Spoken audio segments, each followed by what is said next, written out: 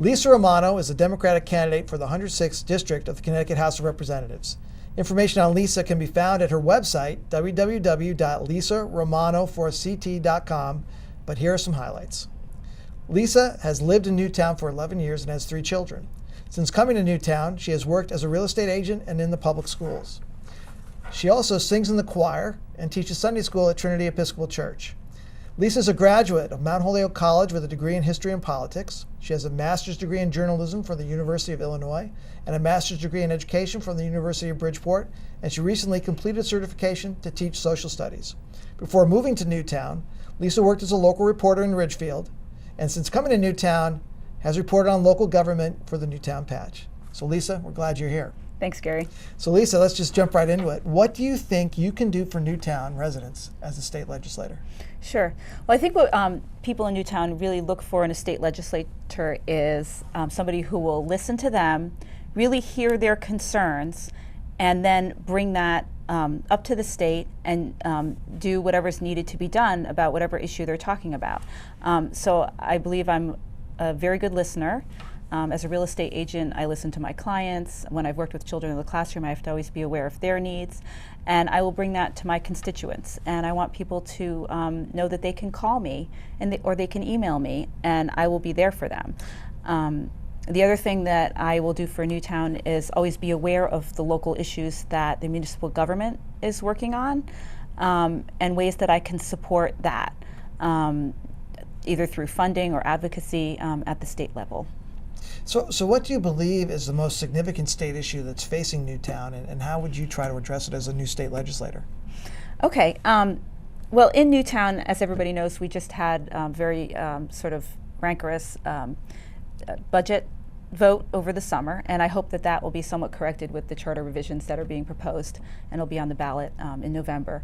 But funding is a huge issue for the schools and for various projects around town, such as demolishing the buildings at Fairfield Hills. There's a schedule for that, and it's a long time between buildings that'll be addressed because there's asbestos in those buildings. So the way that I can be supportive of these issues from the state level is to make sure that our educational cost sharing grant is preserved. It would be nice if it were increased. I don't know if that's an economic reality, but to make sure that Newtown gets its fair share. And I've talked to Debbie Leidline, the chairman of the Board of Ed, about this too, and that's a priority for them to make sure we keep that funding. Also, to try to work on funding for special education, because the state is supposed to pay a share of those costs. They do in various districts, various cases around the state.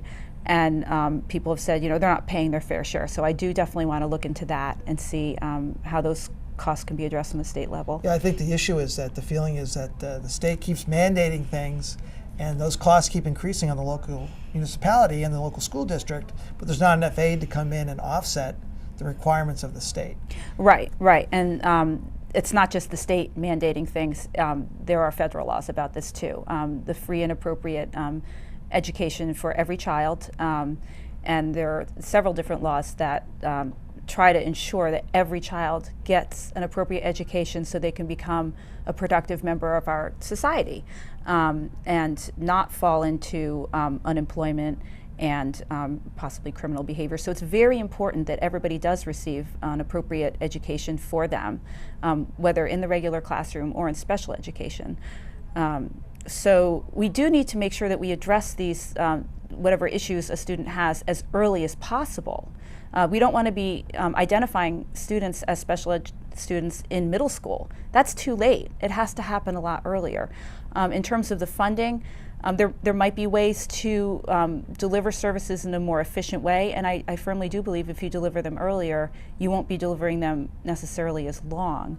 And you're right, there is a big burden on the local school budget from that. So it does have to be done in a wider net, because you never know when any individual town in the state is going to be hit with a large expense of maybe outplacing a child to a school if they need to do that. So it does make sense to look at this more regionally. So in addition to state funding, what are some of the big picture issues, critical issues you think are part of this race? Sure. So I think that people really need to think about who they want to represent them in Hartford. In any election, when you're looking at somebody who's going to represent you, you have to ask yourself, is this person going to listen to me? Is this person going to understand my concerns? Is this person going to understand the issues that are important to us?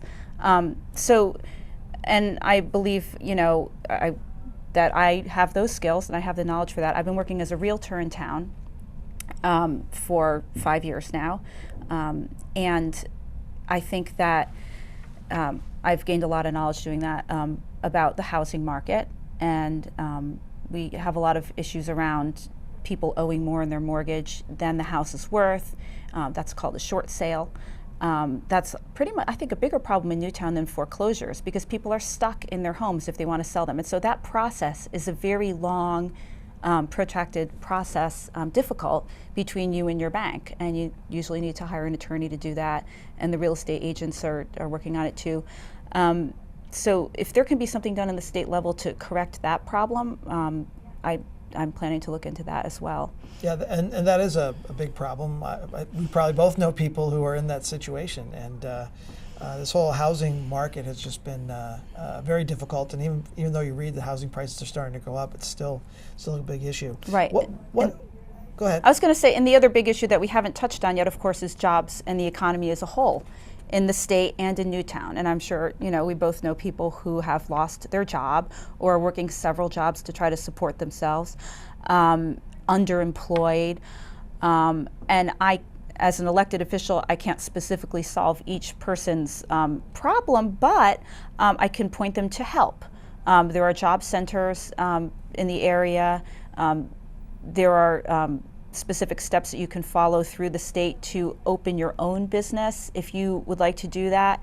And I do think that more people can think about opening their own business if they don't have a specific career path, if they've lost a management job or something like that.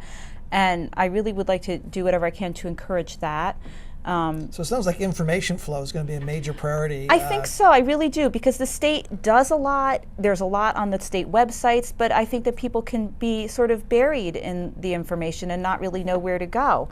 And I am an information person. I've worked as a journalist, and I like to connect people with what works for them. And I think I could be a public servant in that way. Definitely. One of the things I've always wondered about is, should the state and local be forcing local communities to continue to rely on the property tax as a way to raise local revenues? I don't know if you've thought about that at all, or if you have, how would you approach that as a state legislator? Right. Well, we have a balance. We have different, obviously, taxes. It seems that there's a tax on everything in Connecticut, but we have an income tax, we have sales tax on a lot of different things, and we have the property tax. And the question is which one is the best tax, or not the worst tax, the most progressive tax. An income tax is a more progressive tax than a property tax, because the more you earn, the more you pay. On a piece of property, you might own a house that's pretty valuable, but you don't have that much cash flow to pay your property tax, right? So that's a regressive tax. Some sales taxes are regressive, and they charge people who don't make as much money, depending on what you buy. But that's something to really be looked into. I've heard at the state level, I've talked to the person who's going to be the Speaker of the Connecticut House in the next session, that he is looking into property tax reform. And I've said I really would like to learn more about what you're thinking about that, because I want to make sure that people in Newtown would find that beneficial. We don't like the property tax necessarily, and people complain about it, but we have to make sure that what we switch to next is something that we can live with, right? So we don't want to just jump into some kind of new system. No, I think that's great that you're going to be looking into right. it. It's just one of my pet peeves. Right, sure. So to sum up, why should Newtown residents vote for you on Election Day?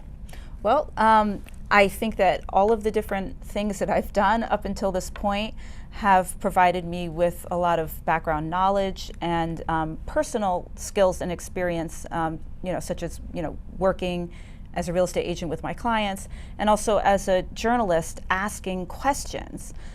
So all of those things can come together in this position for me, and I can use all these skills to the benefit of the people in Newtown and Hartford. Also, during the budget process at the state level, being a first-term legislator, usually you don't have a huge impact, but I would like the opportunity to ask those questions, to make sure that everything is questioned and not just assumed. And as a journalist, I think I would do that. Also, being the Democratic candidate, I would be in the majority. And you have more of a voice in actually shaping the legislation when you're in the majority. You don't just vote no at the end. You try to create it and participate in that process. So that's what I would do, and I hope that people will think that would be of value, and hire me to do this job. In fact, that's what so that's what it comes down to. Voting on November 6th for the person who you think would best represent you and do the job the best. And I think that's Sure. very, very well put. So, Okay. Lisa, thank you so much for being here today, and good luck in the campaign. Thank you so much, Gary. I really appreciate it. Okay.